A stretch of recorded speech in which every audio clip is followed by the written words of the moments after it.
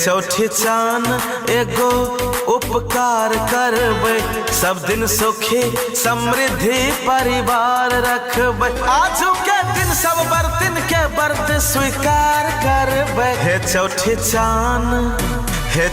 चान एगो उपकार करबै, सब दिन सुखी समृद्धि परिवार रखबै। आजू के दिन सब बर्तन के व्रत स्वीकार करबै। हे चौठी चान एगो उपकार करबै, सब दिन सुखी समृद्धि परिवार रखबै। गैया के गोबर से अंगना निपेलो, कलश चौमुखी दीप जरेलो।